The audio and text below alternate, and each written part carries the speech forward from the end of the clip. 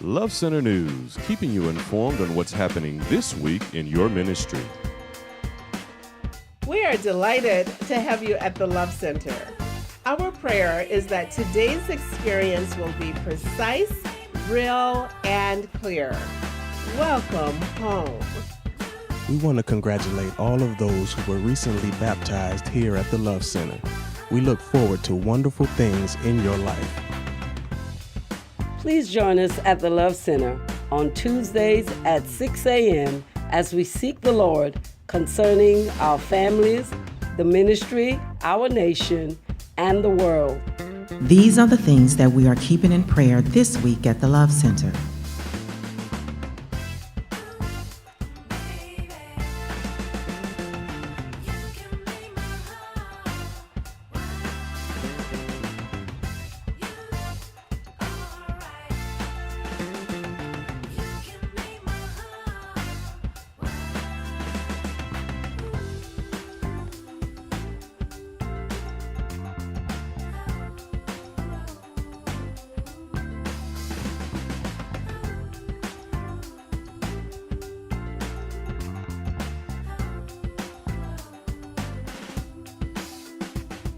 During the week, we will stay close to God through our daily devotions and studying the Word on Wednesdays at 7 p.m. and Saturdays at 10 a.m. Tune in on Sundays at 6 p.m. for the Shake the Nations broadcast with Pastor Byron L. Broussard on Shabbat Radio. You can download the Shabbat Radio app from the Google Play or App Store via iTunes. Thank you for supporting Pastor Byron Broussard and Love Life Ministries. All children from 6 weeks to 4 years must go to the nursery during worship. This year, continue to be an active part of the worship, work, and witness of the Love Center. Stay tuned for more details. Please help us to spread the message and ministry of the Love Center through our social media outlets on Facebook, Twitter, and YouTube. And always be an active part of taking this love to the whole world. This has been Love Center News, keeping you informed.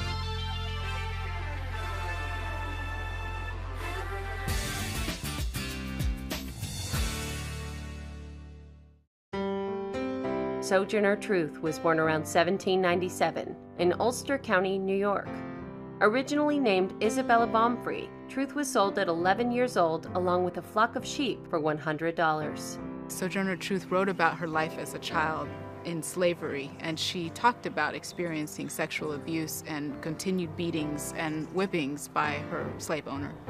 Truth fled her master in 1826, 1 year before the abolition of slavery in New York, and eventually became a freed slave. After Truth became a free woman, she had the courage to go to court to challenge the legality of her son being sold into slavery. She was successful against so many odds, which is what makes that court case so amazing. Inspired by religion, she changed her name to Sojourner Truth in 1843. The following year, she joined forces with abolitionists such as Frederick Douglass and William Lloyd Garrison. Sojourner Truth became a traveling preacher, but also she was an early women's rights advocate, and so she spoke very forcefully for that as well. In 1850, she published her memoirs, and the following year, Truth delivered her famous speech at the Ohio Women's Rights Convention. The speech was later retitled, Ain't I a Woman? And it was so powerful in part because it talked about the equality of work that was executed by Black people in general, that people who were free and unfree worked just as hard whether they were men or women. Following the outbreak of the Civil War, Truth recruited troops for the Union Army and met with President Lincoln in 1864, who gave her permission to become a counselor at Freedmen's Village. Sojourner Truth made a singular contribution during the Civil War. She agitated for Black people to be able to fight for their own freedom. Truth continued to campaign for abolition and women's rights until her death on November 26, 1883. In 2009, a statue of Sojourner Truth was unveiled at the U.S. Capitol, commemorating her legacy. Sojourner Truth was one of the gutsiest women in American history, Black or white.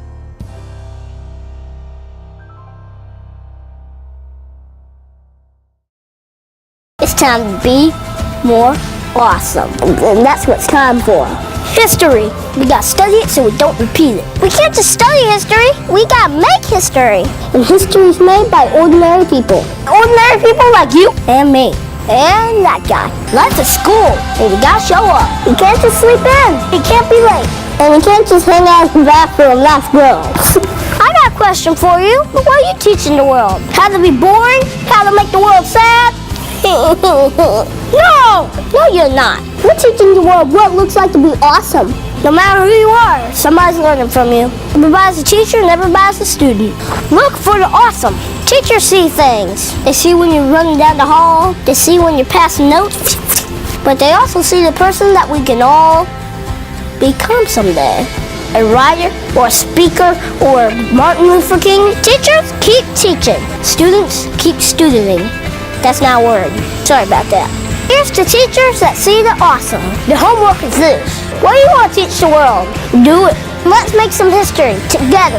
Is there a teacher who inspires you? Let them know. This is for teachers everywhere. So share it with them. We gotta make the world awesome. Somebody's learning from you. I'm out. Get to learn on. Jeremiah 3:15. And I will give you pastors according to mine heart, which shall feed you with knowledge and understanding. Our pastor's heart is protective and guards his flock from Satan's snares. Our pastor's heart is attentive and seeks to know his people's cares. Our pastor's heart is sacrificial, and for his sheep will give its all. Our pastor's heart is tender and listens to the Spirit's call.